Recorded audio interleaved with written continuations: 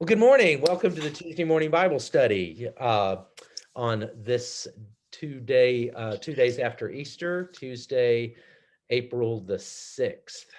All right. Now, today we are continuing our walk through Genesis, having completed chapter 9 and discussing a really provocative account of course, Noah getting drunk after having developed his vineyard, and what happened with his son Ham, and we discussed the uh, the possible meanings of that, what it certainly might have meant to the original readers or hearers of the text. Um, it was clearly supposed to be something scandalous.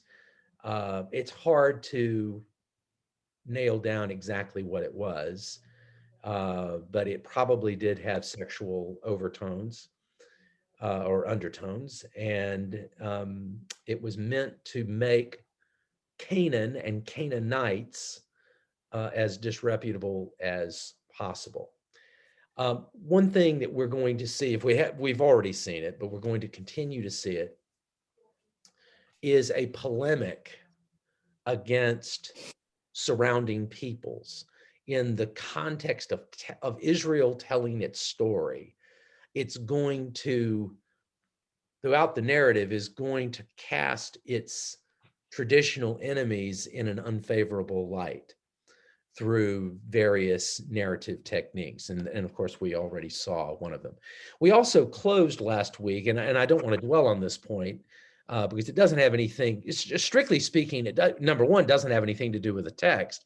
It has to do with just a horrible, horrible misreading of a text.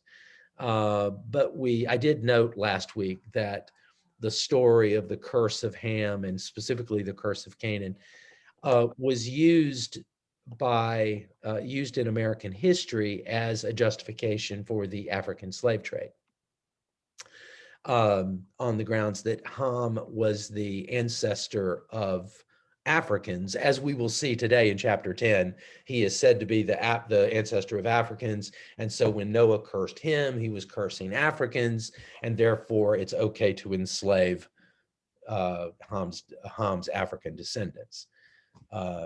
It's amazing how the sinful human mind works. All right. So let's turn to chapter 10 in some of the most riveting reading that you're going to ever do. Verses 1 through 32. That's actually 1 through 32 is the entire chapter 10. I assured Karen before we started recording, and I'll assure all of you, we are not going to spend the entire session on chapter 10. If you read ahead, you see that there is precious little to spend time discussing. It seems like just an endless list of names with a very few little splurges of story, such as we encounter with the figure of Nimrod. But for the most part, it's so-and-so had these sons, and then this one son had these sons, and all that. This chapter is sometimes called by scholars the Table of Nations. The Table of Nations, for reasons that are not hard to understand. One thing that you would not notice unless you really have nothing else to do and you start to count, you have absolutely nothing worth doing other than count the number of names that are used in chapter 10. If you do that, if you count the number of nations that are listed, you would come up with 70. There are 70. And this is a number that is a common numerological motif that will appear in the Bible. it suggests completeness.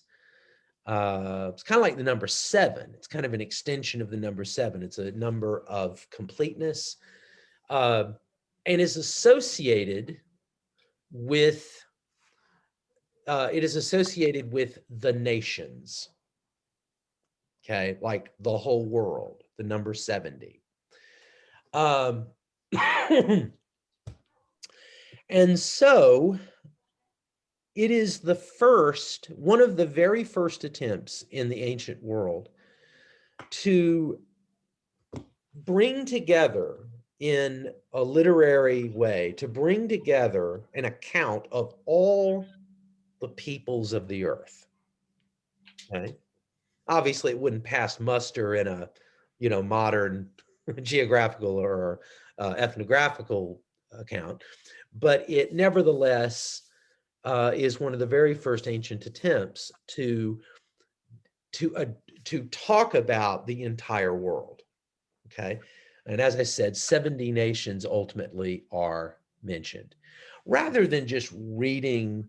I mean, unless you just wanted to see my attempts at pronouncing difficult to pronounce biblical. That could be worthwhile. Okay, why not? Yeah. We'll skim over it. We'll start at verse 1, and I'll skim over it. And when it gets into long lists, I'm not gonna indulge it too much. But all right, chapter 10, verse 1. These are the descendants of Noah's sons, Shem, Ham, and Japheth. Children were born to them after the flood. And then in verses 2 through 5, we have the descendants of Japheth. Now, Japheth is, from the standpoint of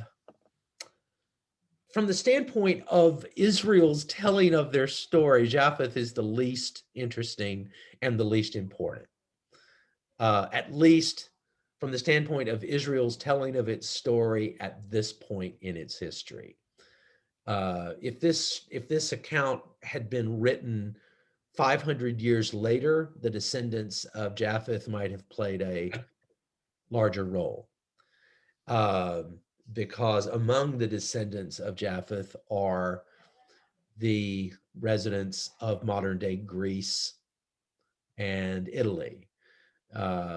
So Greek civilization and Roman civilization might have figured more heavily in this account if this account had been written later.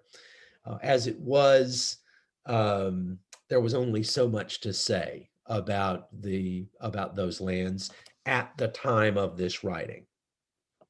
And so verses 2 through 5, the descendants of Japheth: Gomer, Magog, Madai, Javan, Tubal, Meshech, and Tiras. The descendants of Gomer: Ashkenaz, Riphath, Togarmah. The descendants of Javan: Elisha, Tarshish, Kittim, and Rodanim.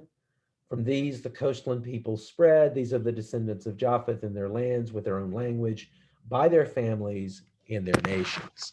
Okay. These are, again, this is a feast for somebody who's really into linguistic analysis and has an ancient map, and try to figure out, who all these different peoples are that the writer is referring to. That's sometimes possible for us to do, and sometimes it's not. And even when it is possible, it's not necessarily interesting. That said, the peoples that are principally being referred to here are peoples that include the peoples of the Aegean Peninsula, modern-day Greece, the Greek islands, Ashkenaz.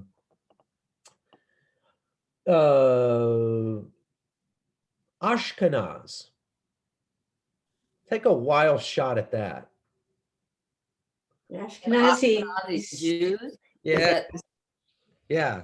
It's actually referring to what we would know today as Eastern Europe, Ashkenaz. And so, yeah, when we speak of Ashkenazi Jews, we're referring to, in that usage of the term, it's referring to medieval era Jews living in Eastern Europe. So, Poland and other places like that. But yeah, Ashkenaz. Where do you get the part about Greece. You said if it were written later, it might have been differently interesting. Where do you get from those first 5 verses that the Aegean Peninsula, that Greece were involved? Uh, well, the main point that I was getting, I mean, the stuff about let's see, Ashkenaz. I read that. I'm not actually sure which of these is supposed to refer to that. I know Tarshish refers to Spain. I know Tarshish refers to Spain. Let me see. Well, the fact that they're seafaring people Yeah. might be a clue, to The kind of is that we're strong in that in yeah. Wasn't Um, Paul Some of referred to as some of these places, Rhodaneme refers to Rhodes. Rhodes is part of the Aegean Peninsula. Elisha and Katim are both names for Cyprus.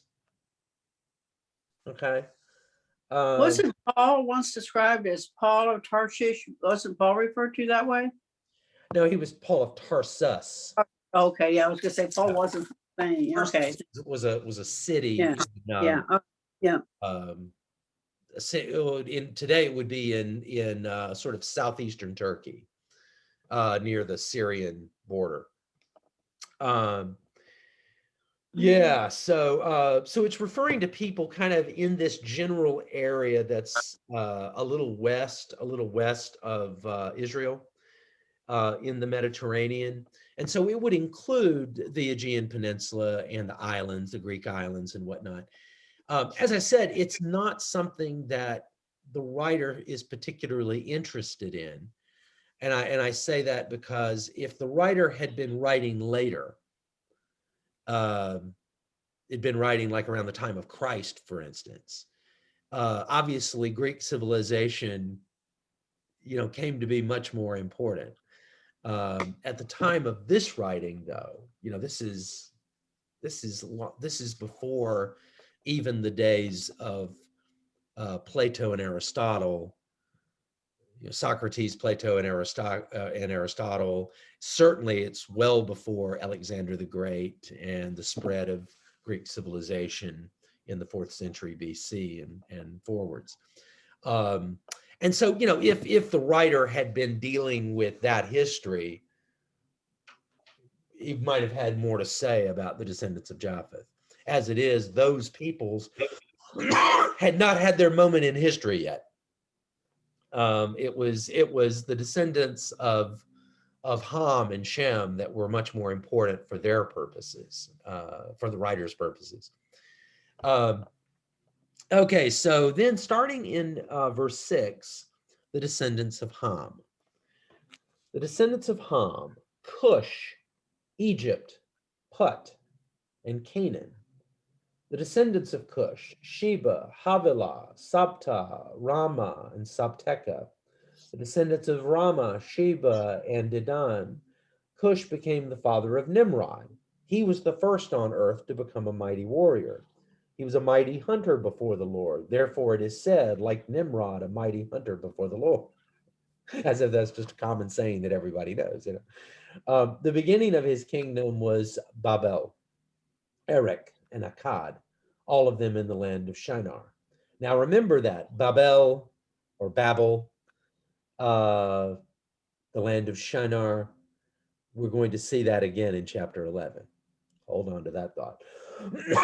From that land, he went into Assyria and built Nineveh, Rehoboth, Calah, and Resen between Nineveh and Calah, that is the great city. Egypt became the father of Ludim, Anamim, Lahabim. Wendy, I'm going to assign you this reading in next time you're liturgist. Okay. yeah, you do that. Start practicing now, right? Naphtahim, Pathrusim, Kazluhim, and Kaphtorim, from which the Philistines come. Canaan became the father of Sidon, his firstborn, and Heth, and the Jebusites, the Amorites, the Girgashites, the Hivites, the Archites, the Sinites, the Arvadites, the Zemarites, and the Hamathites. Afterward, the families of the Canaanites spread abroad, and the territory of the Canaanites extended from Sidon in the direction of Gerar as far as Gaza, and in the direction of Sodom, Gomorrah, Admah, and Zeboim as far as Lasha. These are the descendants of Ham by their families, their languages, their lands, and their nations. Isn't it just amazing how there were no daughters born in this entire time? Everybody had No nothing. daughters, right? Yeah, no daughters mentioned whatsoever. Yeah. There's a decided amount Yet of there are wokeness babies. in this passage. Yeah, What definitely. happened if any of them had nothing but daughters? I mean, that Yeah. would have just been awful, wouldn't it? Yeah, right. Now it is noteworthy that the daughters are going to have daughters and sisters and wives are going to have a much more interesting role once we start in chapter 12. Okay. It's still not still by any standard, it's not a, it's definitely a supporting role rather than a major role, but they do take on much more significance come chapter 12 and forward in the I'll story. wait. In the patriarchal narratives, and they are justly called the patriarchal narratives, but the women play a much more interesting role. There's a lot more going on with them in those chapters. So Ham. Now the great takeaway that I want you to take away from these verses on Ham. Remember the curse on Ham. Okay. Remember specifically in chapter 9 how that curse kind of even jumped Ham and went straight to Canaan. And we said that's a polemic. That is an Israelite polemic against Canaanites and the worship that they represent, from the standpoint of the writer's time. Okay, understand that it serves that polemical purpose. Okay, now, given the fact that the writer of chapter 10 also has at least in part, his own polemical purpose, okay, or his own agenda. Maybe that's a better thing. And remembering that Ham's descendants are in some way cursed, okay? Take a look at who the descendants of Ham are, aside from Africans and the later bad interpretation of the slave trade and all that. Take a look at just who these descendants of Ham are, and what might a writer be up to? Who who are some of the nations that are descended from Ham? And try to take the whole Black Africans in the slave trade, just an utter misreading, complete misreading. Take that out of your mind. Push that aside. That's a bad interpretation. It shouldn't even be on the table. Okay. But what is on the table? Well, Babel. I mean, a lot of the countries that conquered Israelites in later years. Yes. Like Babylon. Yeah. Notice that little bit. Yeah, about Babel and all in the land of Shinar. This is associated with Babylon. Yeah. What else? Who else? Nineveh. Well, what's that? Nineveh. Nineveh. Yeah. Nineveh. Assyrians. The Assyrians. Right. There's at least one more.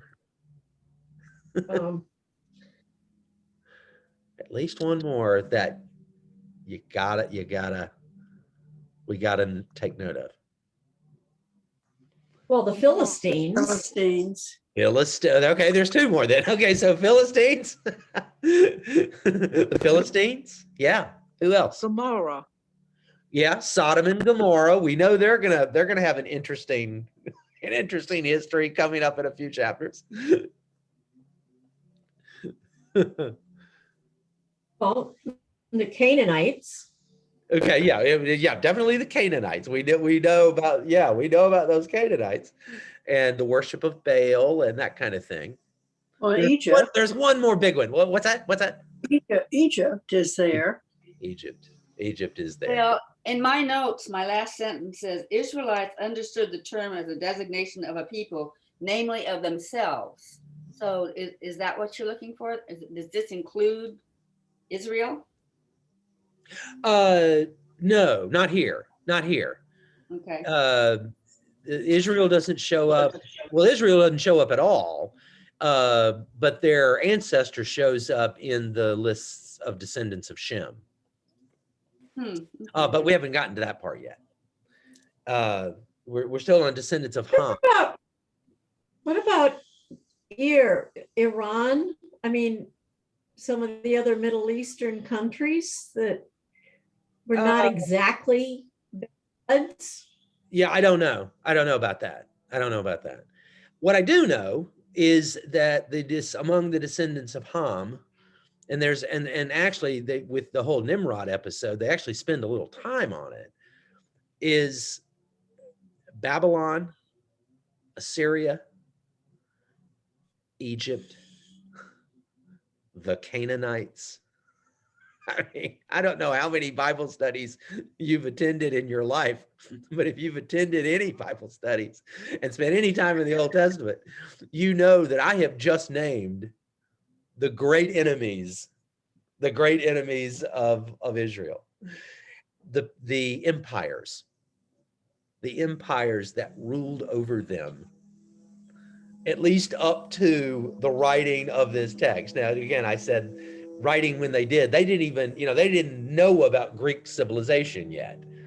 They certainly didn't know about Roman civilization yet. Those civilizations were yet to arise from their standpoint.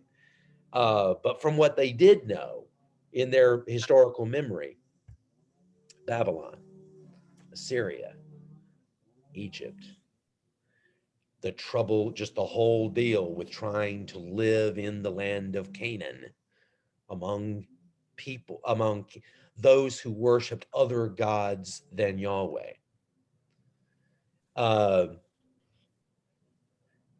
All of them are descendants of Ham. Well, it's so And curious. Ham, in chapter 9, Ham was the one who did the horrible thing, whatever exactly it was, did the horrible thing. But And that makes so no sense to me, because what doesn't make sense? well, if I remember in chapter 9 and the whole thing with Ham and seeing his father Noah naked, Ham left the room and then told his brothers, and Canaan was the one who received the curse, Right. not Ham. And it was as though the way it's described, at least in the words, no matter, and you implied last week that symbolically, because you showed us all those other references to naked and having all the sexual overlay. If the priestly writer is pinning these three civilizations, Babylon, Assyria and Egypt, all on Ham, it's really, other than it being story, it's just really hard for me to get my mind around. Okay, well, it's just that, Ham was the one who did what he did. Ham was the one who did what he did. In chapter, certainly in chapter 9, Canaan is the one who, for the writer's purposes, gets the full brunt of the hatred and the shame and all of that. It gets poured onto Ham's son Canaan, and that serves the polemical purpose of attacking the Canaanites. But then when you go beyond it, we do remember it was Ham who did what he did in the narrative. It was Ham who did what he did.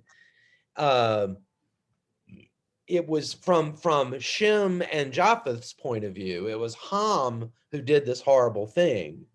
And by extension, then it's Ham's descendants in general who have this stigma on them.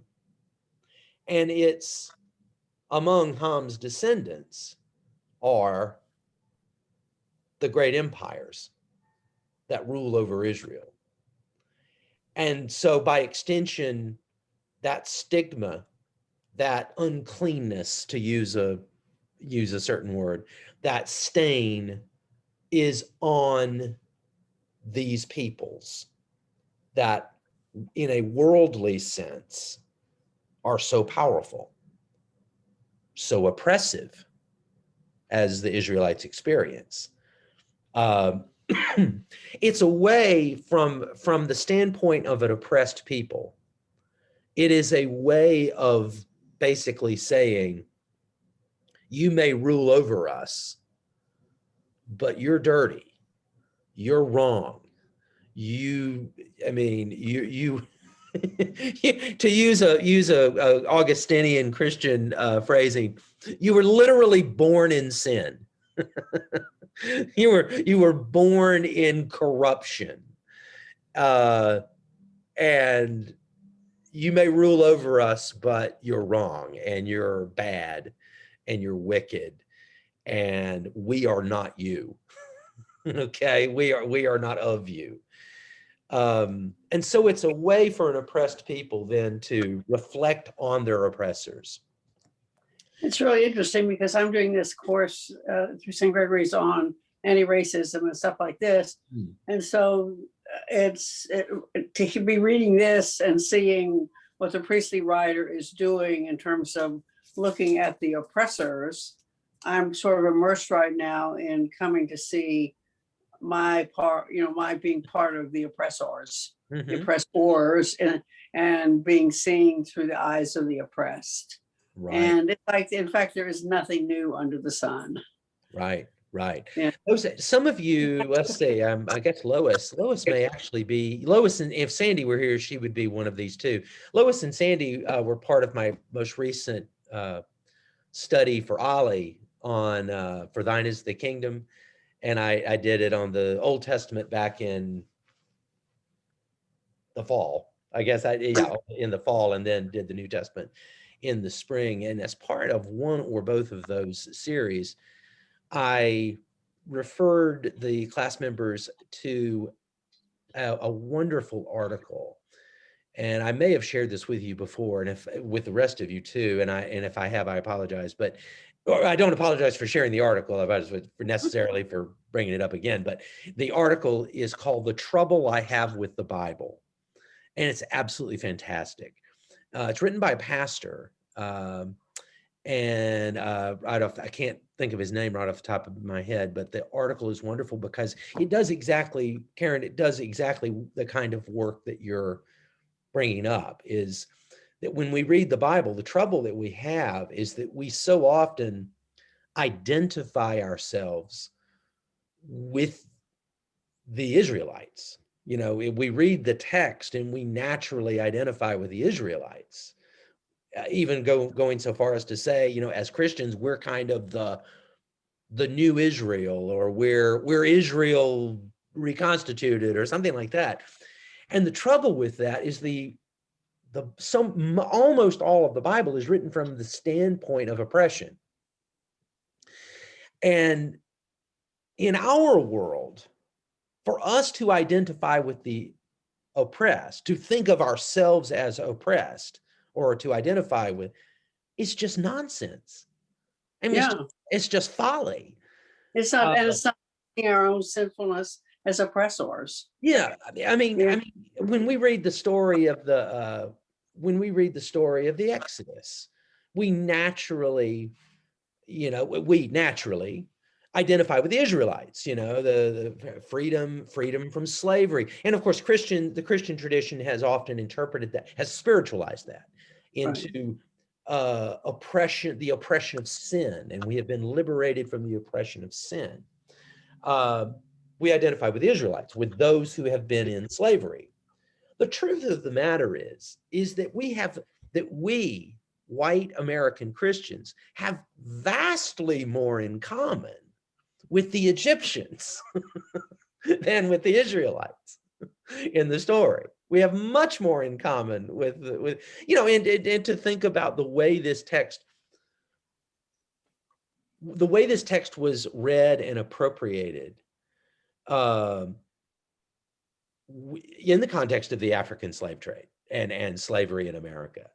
And it was many of those coming from Africa. Some actually were Christians before they came. There actually had been a Catholic influence, and there were Black Catholics, who were enslaved and then came to these shores. But most, were, thoroughly of pagan, African spiritual traditions. And it was through their slave masters who introduced to them the Bible and Christianity. And then they, some of them become literate. Some of them start to read the Bible for themselves, and they read the book of Exodus for themselves. And can you imagine?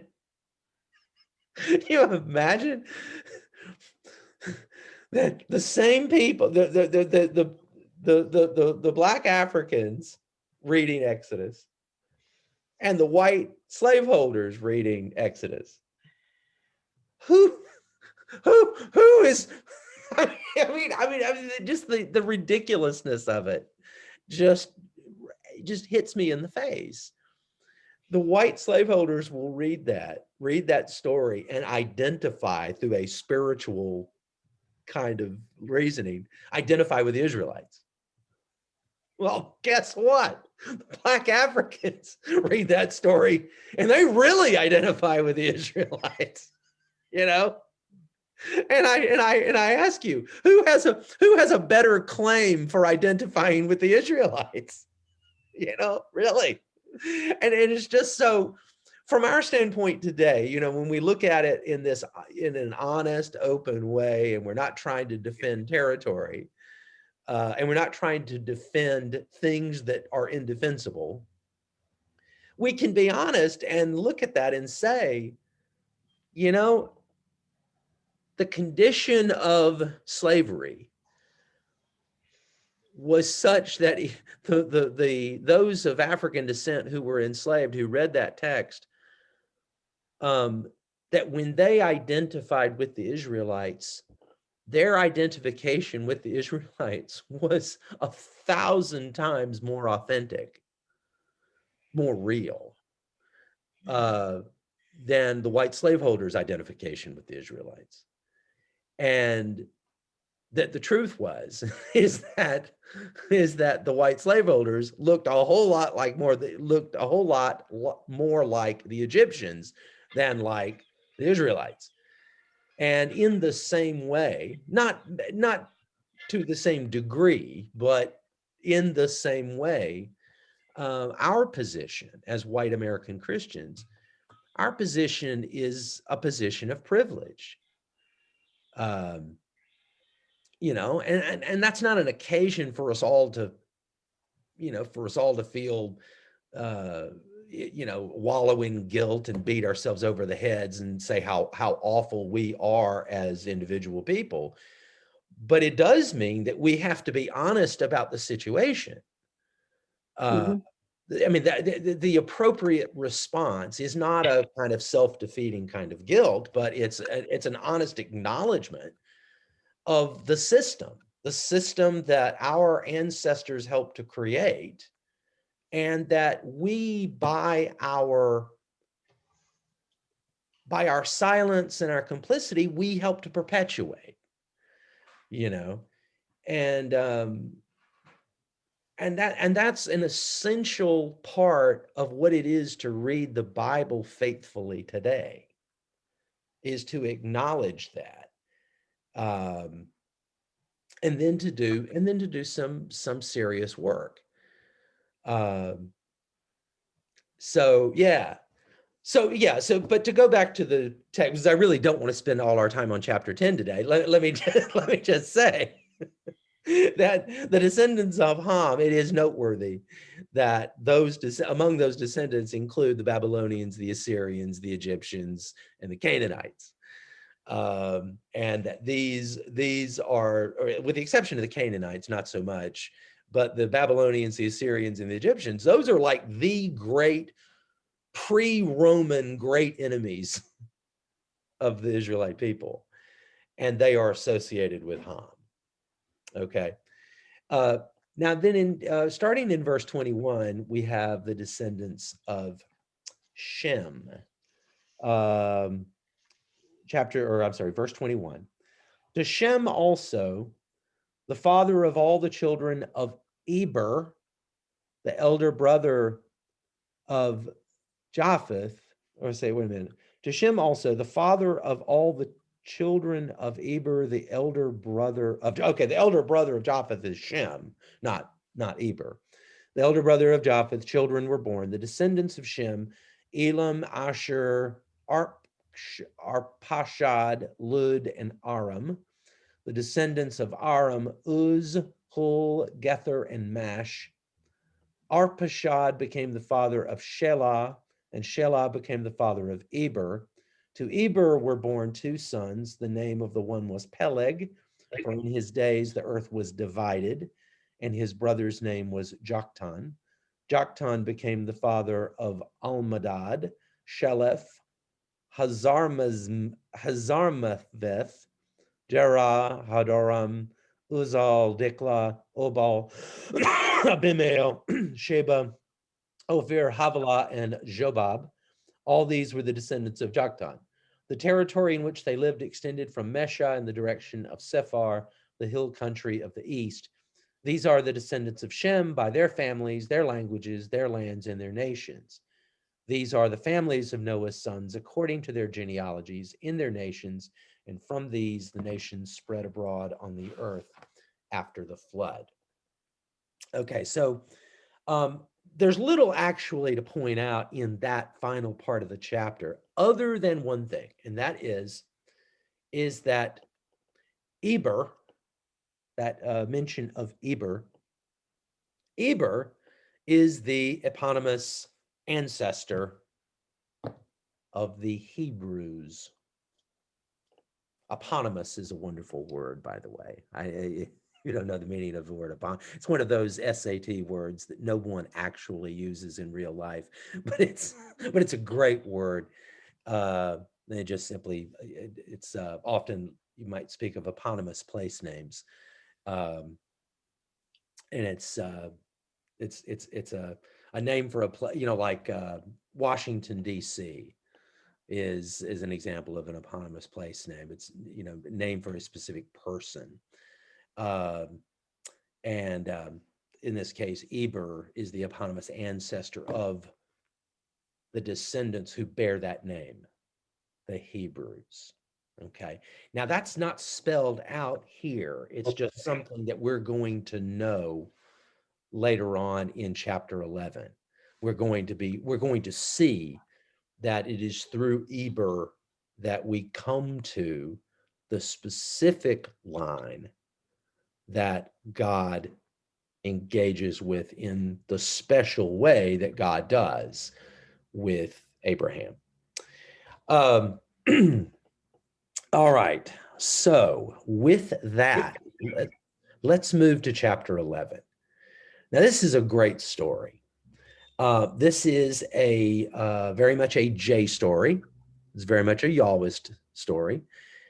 It's not entirely clear whether this was some kind of pre-existing story, some kind of pre-existing folk tale, or if this was actually something that was originally written by Jay. Okay, we're not entirely sure. What we do know is that there is, on one level, it functions as an etiology Remember that great word in etiology, that is a origin story or an explanation story for why something is the way it is. And we've seen numerous examples of etiologies throughout these opening chapters of Genesis. And you can read this story as the etiology of why there are so many, different languages in the world. Okay. That's one level on which it functions. However, there's so much more going on than just that. That's true, but it is also the least interesting point that you can make from chapter 11 and the story of the Tower of Babel. All right, so let's look at chapter 11. The Tower of Babel is the heading in my Bible, and we're going to read through verses 1 through 9, and that will be all we do today, but that'll be enough. All right, Tower of Babel. Now the whole earth had one language and the same words. And as they migrated from the east, they came upon a plain in the land of Shinar and settled there. And they said to one another, "Come, let us make bricks and burn them thoroughly." And they had brick for stone and bitumen for mortar. Then they said, "Come, let us build ourselves a city and a tower with its top in the heavens. And let us make a name for ourselves. Otherwise, we shall be scattered abroad upon the face of the whole earth." Otherwise, we shall be scattered abroad upon the face of the earth. And the Lord came down to see the city and the tower which mortals had built. And the Lord said, "Look, they are one people, and they have all one language, and this is only the beginning of what they will do. Nothing that they propose to do will now be impossible for them. Come, let us go down and confuse their language there, so that they will not understand one another's speech." So the Lord scattered them abroad from there over the face of all the earth, and they left off building the city. Therefore it was called Babel, because there the Lord confused the language of all the earth, and from there the Lord scattered them abroad over the face of all the earth. Here endeth the reading. Okay. There's a lot going on here, and I look forward to us kind of unpacking this. It's such a simple story on the face of it, but there's a lot going on. What are some things that you see in this passage that are noteworthy that call Well, out? for me, it's like the Lord is saying, don't eat the apple again. Uh-huh. And it's kind of like they're getting, and then if they do that, things are going to change. So it's almost like the Garden of Eden again. Mm-hmm. Mm-hmm. There's also connected to that, there is there's the idea that having eaten the apple, they then might go for the other one, which was because the fruit that they ate was of was of the knowledge of good and evil. Right. The other one was the tree of life. And it was, and remember that passage where God said, "Let us basically banish them from the garden so that they don't reach out for the tree, for the fruit of the tree of life and live forever." Right. So it's like they're on the cusp of doing something where they're going beyond sort of the natural limits that God has established. And of course, if they do that, God knows that, yeah, they're going to do so much more than they can imagine, but they're going to do it to their ruin. They're going to do it to their hurt. Well, in And the so let me Message finish. Bible, Hold on, let me finish the point though.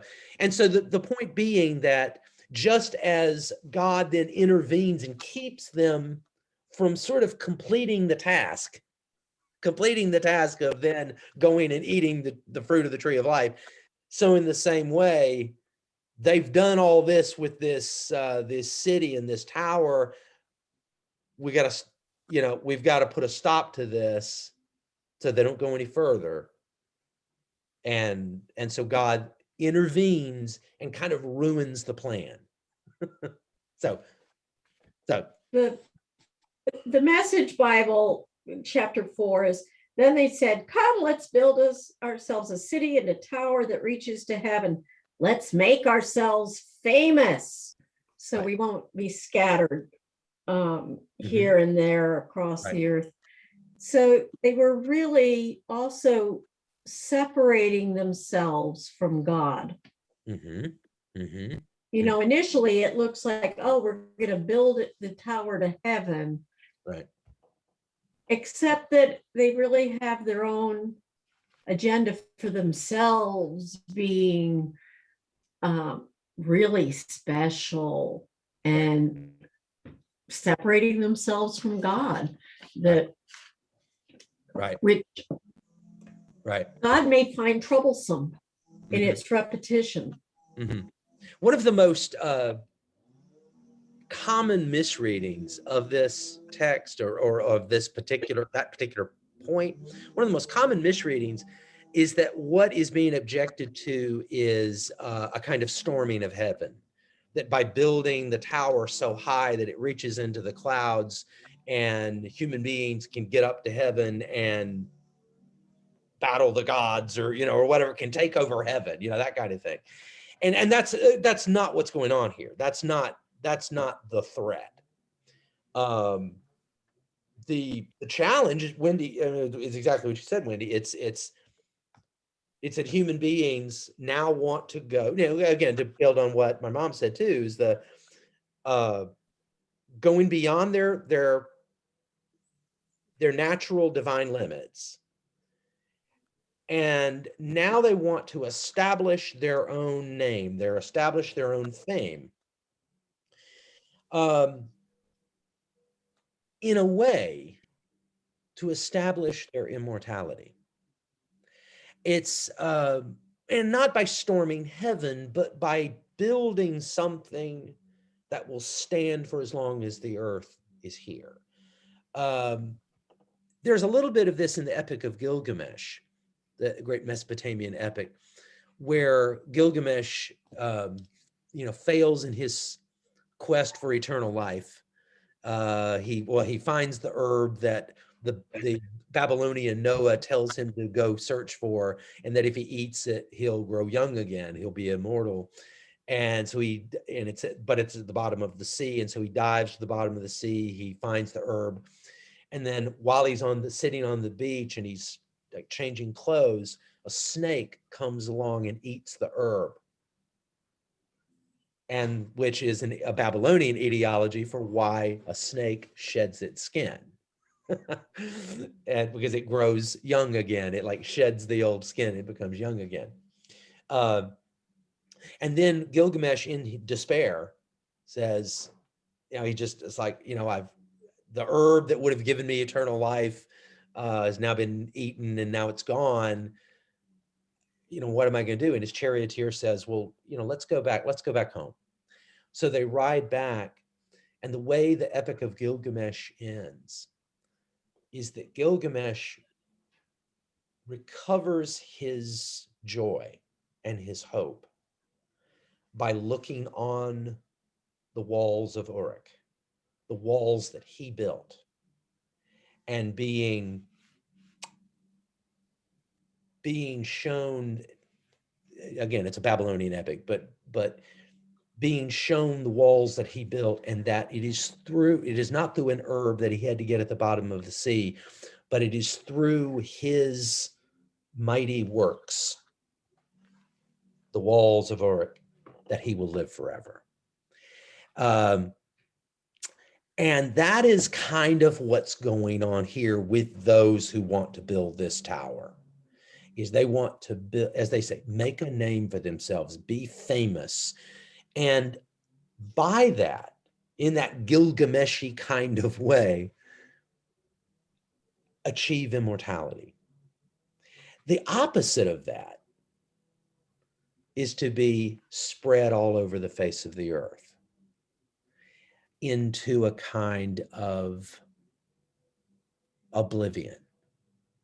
That's the idea. That's the opposition that's going on here. It's either build a high tower and through that great work be immortal, stand forever, versus anonymity, just kind of being spread out into oblivion, not building a name, not building a reputation, not building a name, and being forgotten.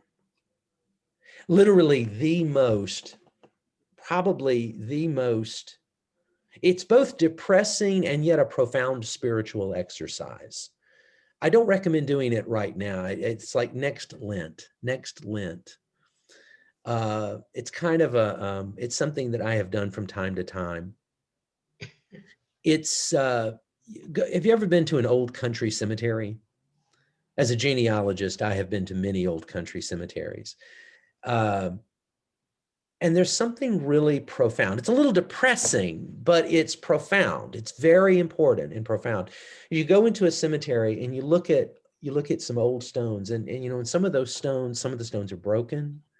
Some of the stones have, because of the elements and the weather and that time, you can't read the inscriptions.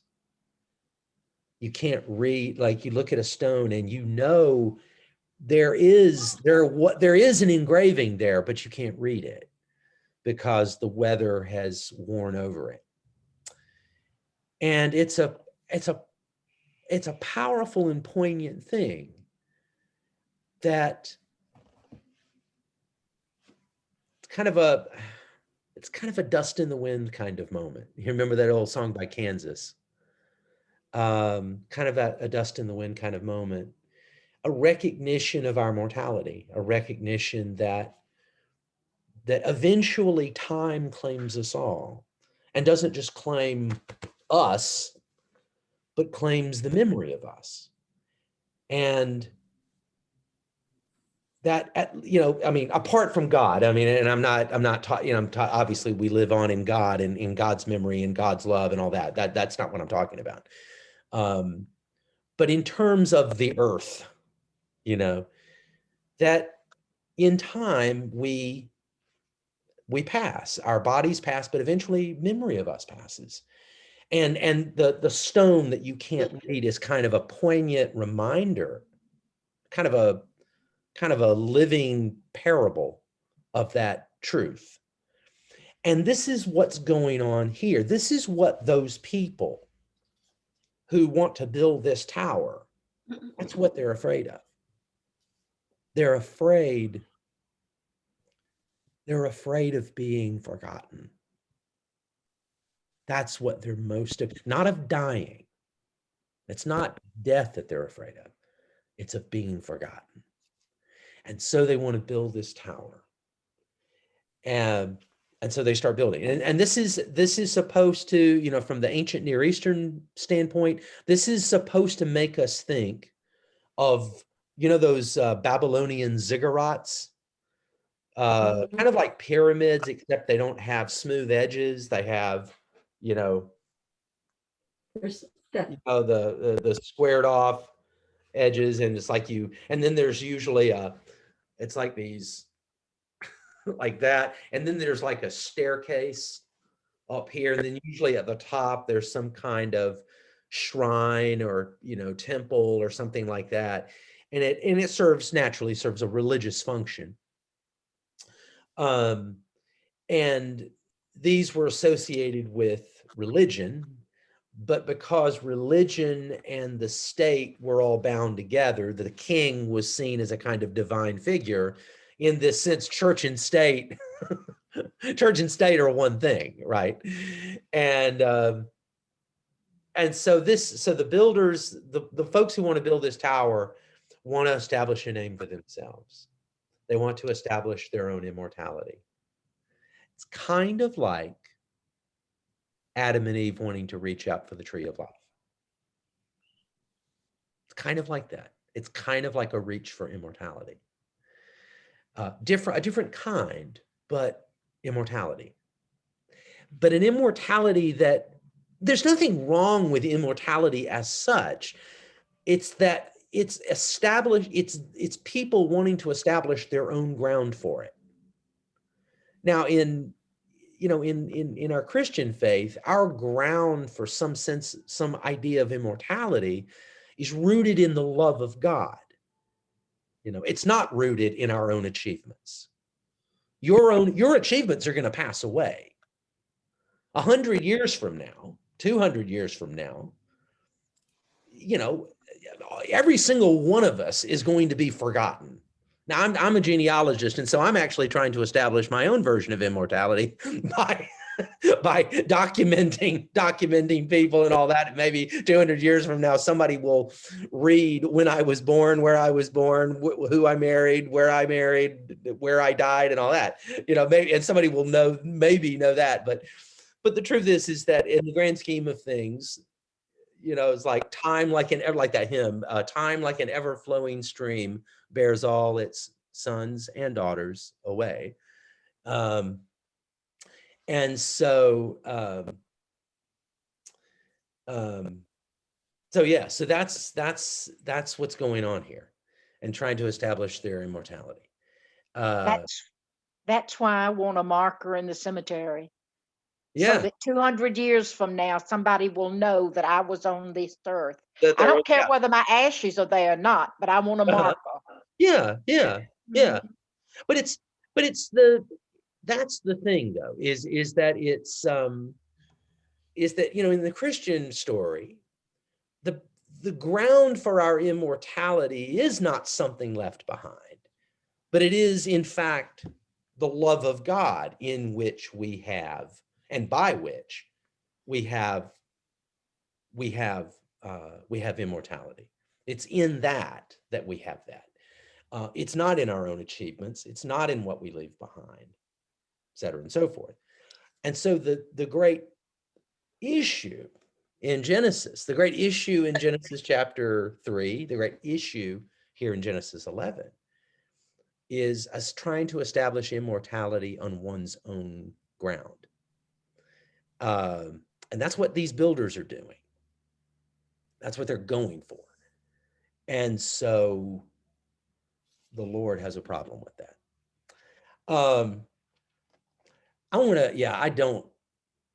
We've got more to say about this, and I know we've got to wrap up here soon.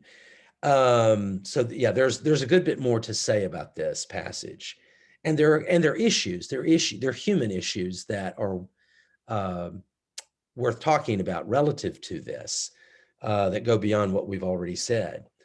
Let me just throw a couple of things out there for you to think about before next week. And then when we gather next week, we'll revisit this passage and we'll flesh it out further.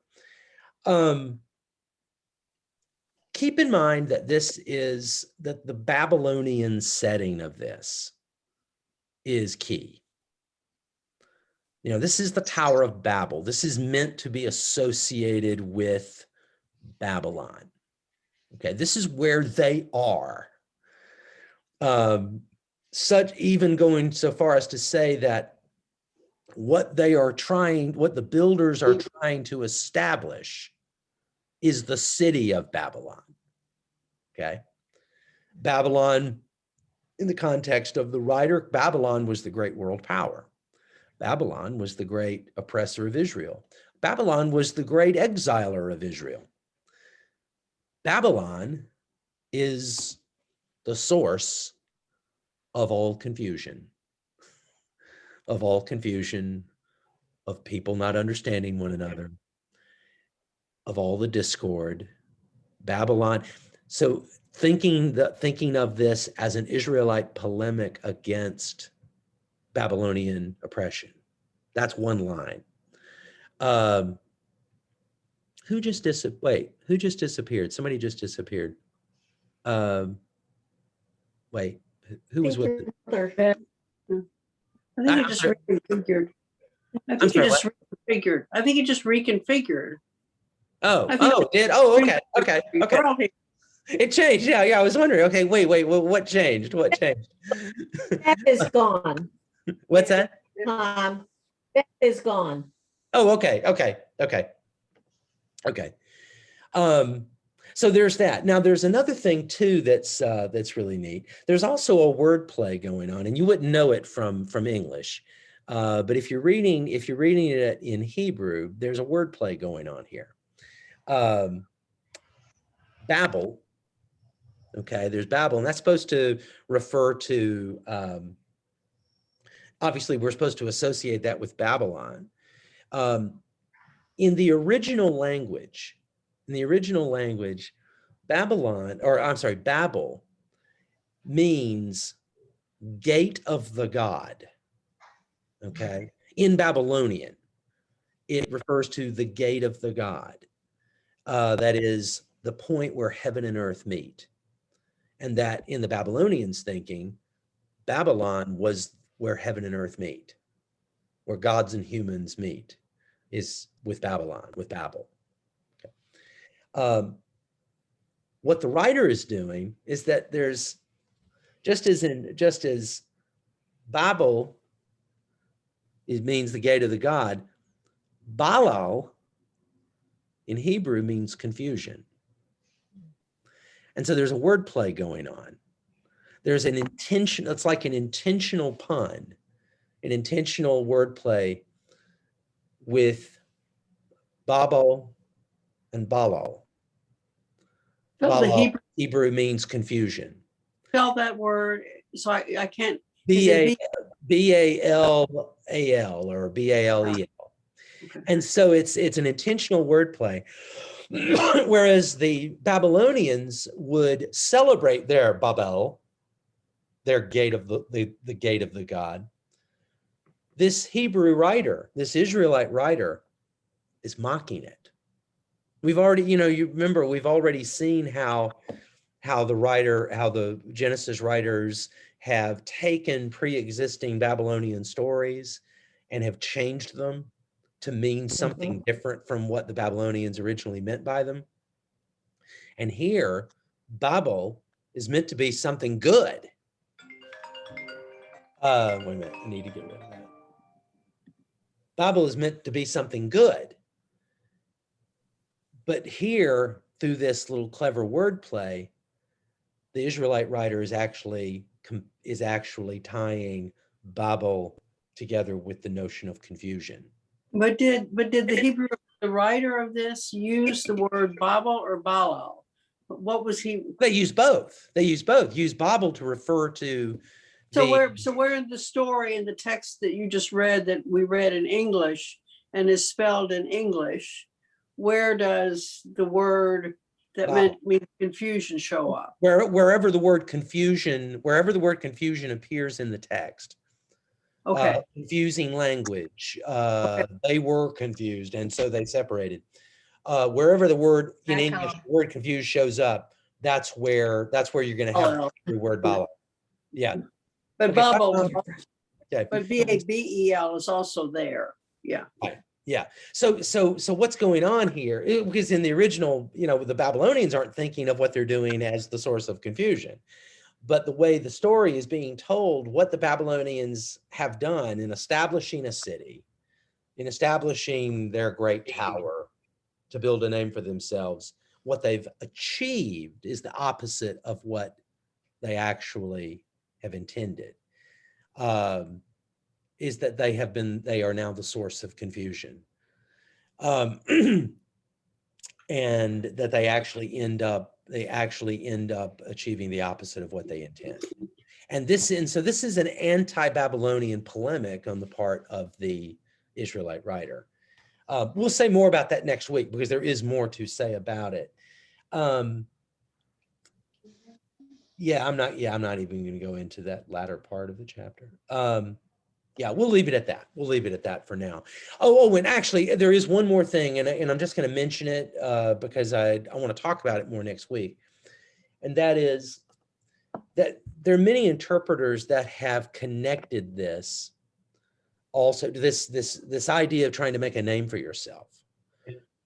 This idea of trying to go beyond natural human limits. To establish the own ground for your meaning and being and purpose. there's some interpreters that have read this in the direction of the dangers of human technology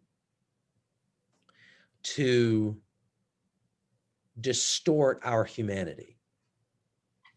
That in our effort to make ourselves immortal, in our efforts to conquer the world, to conquer death, to conquer all inconveniences of life, in the quest for that, the technological quest for that, that something of our humanity is diminished. Even though we're actually trying to make ourselves immortal, we're trying to immortalize our humanity. The truth is that we actually achieve the opposite of what we wish in that. There are numerous examples. I want you to, between now and next week, I want you to think about some of the ways in which that might be true.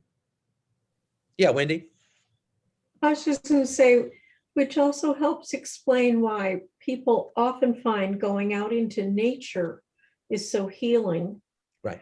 And that we feel so much more complete in that, as opposed to all that we are creating around us. Yes. Yes. Um, There's an anti-urban message going on here too. Just as there's an anti-imperial message going on here, there's also an anti-urban, and kind of with the anti-imperial, there's an anti-urban thing going on here well, too. it's harder to be imperial if people are scattered. Right. You have to work a lot harder. That's right. I mean, consider right after Cain killed Abel, and God has this conversation with Cain, and Cain goes off. What's the first thing that Cain does? He builds a city. It's his city.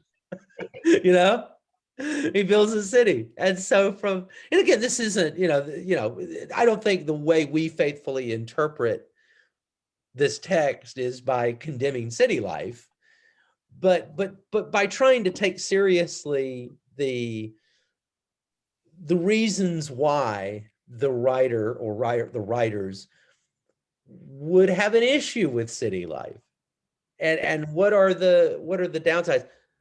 You leaving, Phyllis? Okay, yeah, Phyllis had to leave us too.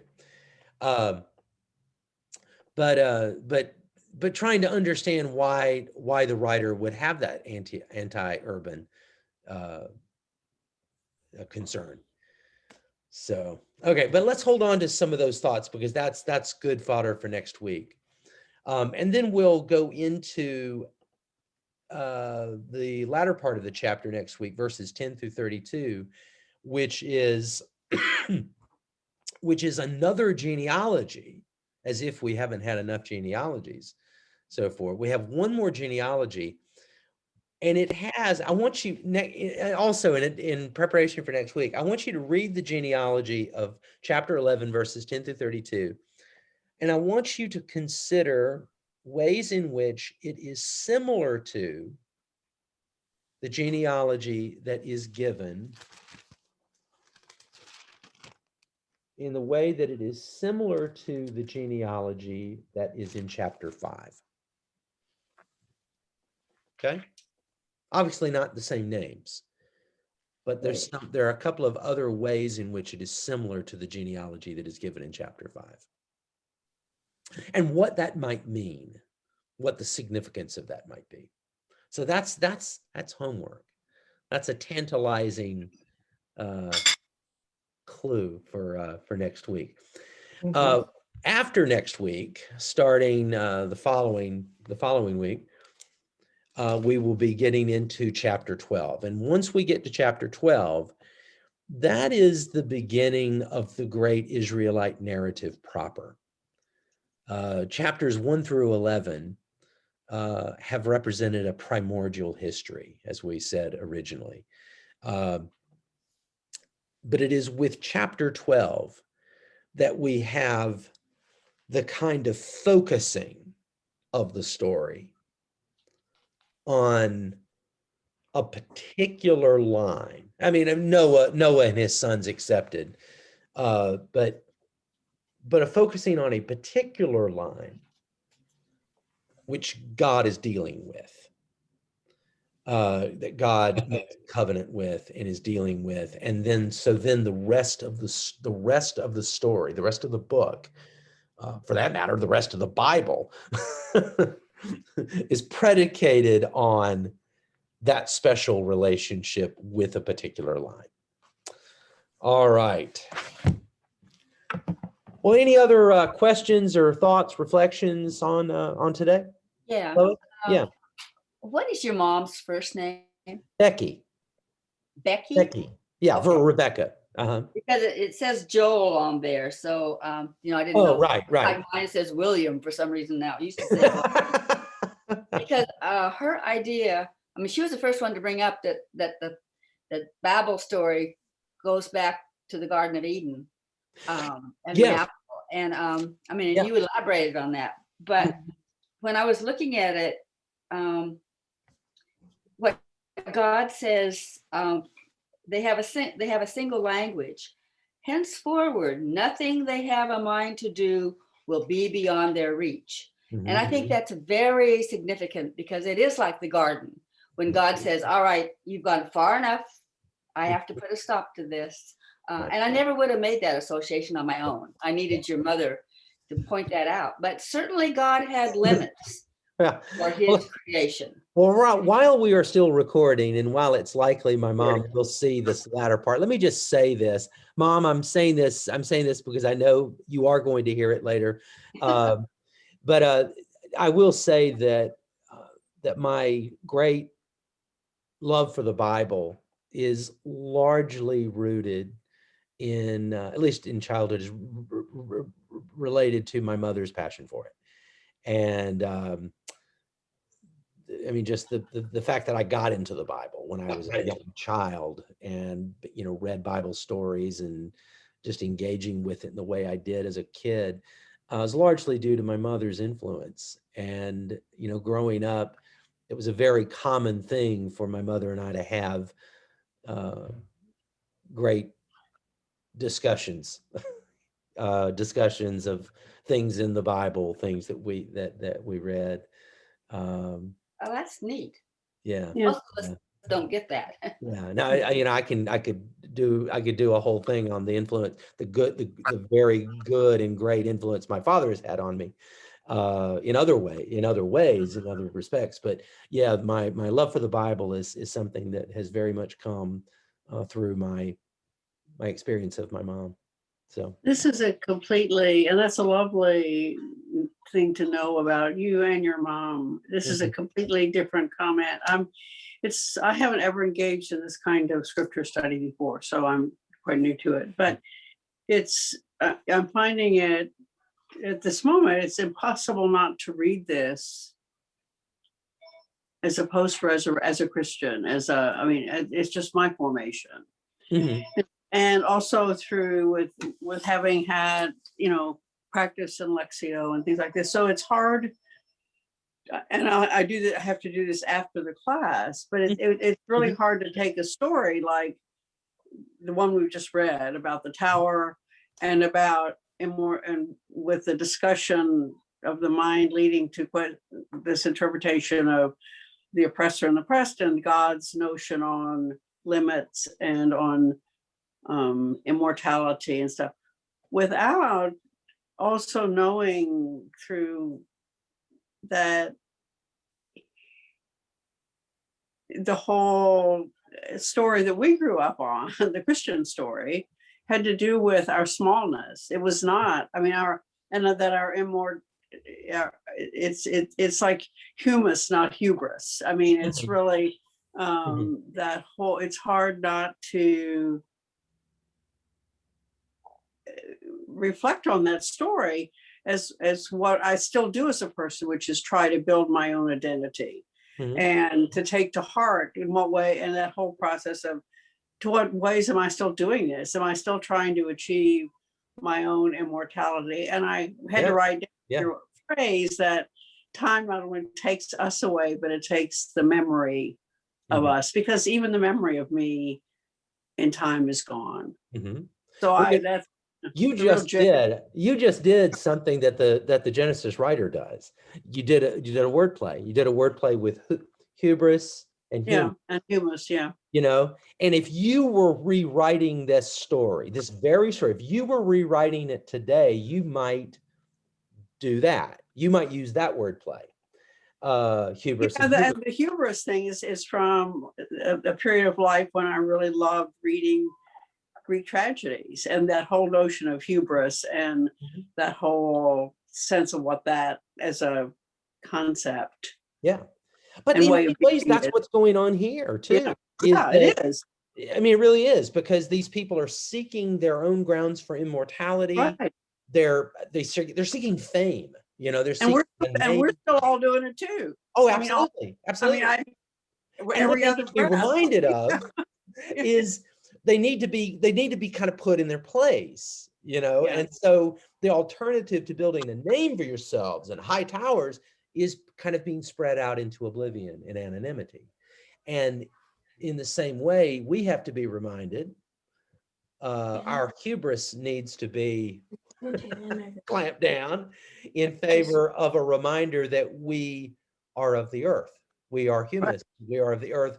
We are dust, and to dust we shall return. And so, yeah, so this is this story from, about 3,000 years ago, 2,500 years ago, is profoundly relevant and contemporary. And Well, and the way you linked it to the tech thing, the technology, and this illusion that that that the infinite capacity of human mind to generate technology ultimately, and we already see the effects of it in our lives, Mhm. the ultimate result of that is becoming less human, not more human. Mhm. I mean, that's a wonderful takeaway, just like the time. I mean, so this is really, Mhm. there's a lot to ponder, a Mhm. lot to take to sitting meditation for me. Yeah. So, And and everything, nothing that we do here is in any way meant to contradict or to, supplant that kind of practice, because that is yeah, an equally important and valuable kind of activity to engage in based upon scripture. This is just, this approach is just it's a oh, different, but it's wonderful. No, it's very, but it provides but it is in no way the fodder. Yeah, it says, look yeah, at to this, stand against look that. at this. Yeah, and look at this, because I build towers all the time. Mhm. I'm still doing it at my age, still trying to establish myself to myself. Oh yeah. Oh yeah. Oh yeah. I mean, every day, I hate this phrasing, but sometimes the world in which we live, I succumb to it too. And that's thinking about the building of my brand. Yeah. The building of my brand. And so, I build up this YouTube page with all these videos of me teaching. That's my brand, and that's the name I'm going to make for myself and all that. And, and so we all engage in this kind of thing. And That's why we have spiritual directors yeah, to keep us honest, keep our feet on the ground, keep our feet keep us on the ground. grounded in the earth. Absolutely. Absolutely. Well, I have my wife to do that, to to remind me how human I am. So absolutely. All right. Well, with that, we will conclude. And so let's close with prayer, and then we'll be on our way. Oh God, we give you thanks for this opportunity to gather as we do each week, and to study these fascinating texts from Genesis, and to discover just how timely and relevant and applicable they are to our own life here in 21st century America. We've seen how issues of technology, of racism, of the human quest for immortality, all so well known to us now, are so at the core of these texts that we're studying. So we thank you for this opportunity, and we thank you for the opportunity to do it together, that we get to share with one another and learn from one another. And so I thank you, personally thank you for every single person in this conversation, both now and a few minutes ago, and pray that you continue to lead us into your wisdom. We pray these things now in Christ's name. Amen. Amen. Okay. Well, All right. Thank you, Well, Tom. all right, see everybody. y'all. All right, y'all have a great rest of the day and week. Stay well, everybody. Okay, you too. You as well. Bye-bye. Bye.